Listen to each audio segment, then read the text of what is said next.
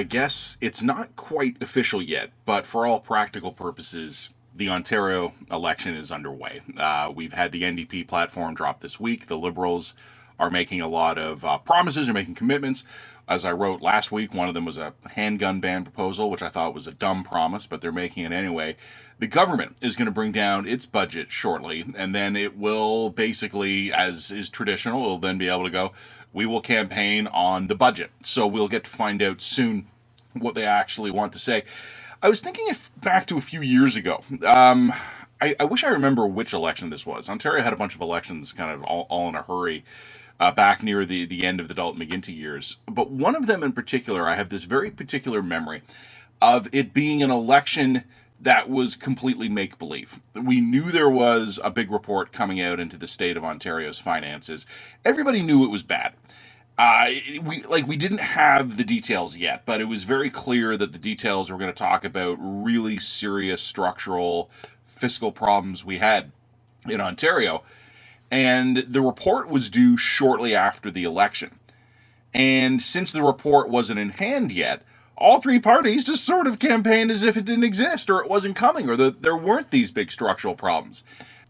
I remember at the time thinking how strange it was that we had three parties, Progressive Conservatives, Liberals, NDP, all existing in sort of a shared make-believe of we're going to pretend that the provinces, finances are fine, and we're going to make all these promises, and we're going to, base all our budget projections, and we know full well we're going to have to revise them.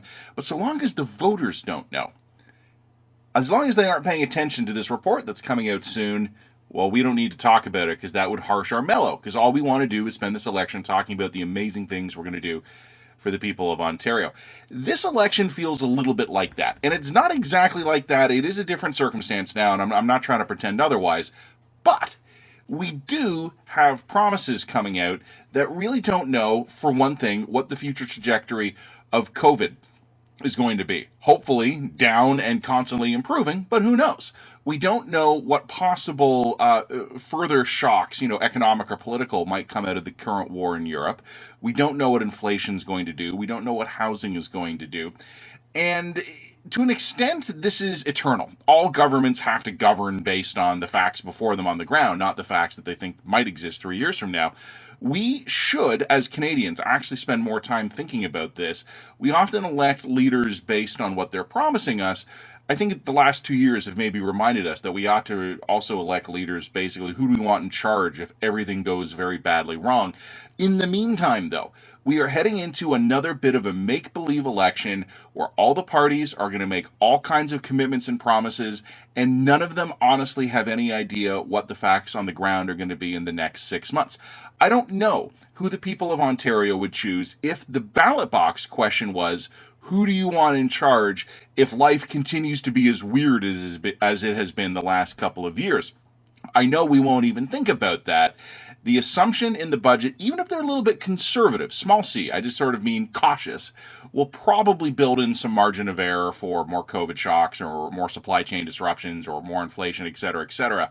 But imagine 4 years ago if any of the parties had planned on being prepared for what we've been through in the last 4 years.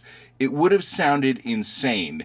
I am very skeptical that any of the parties today will actually have a plan in place to deal with a reasonable expectation of what the next 4 years might bring.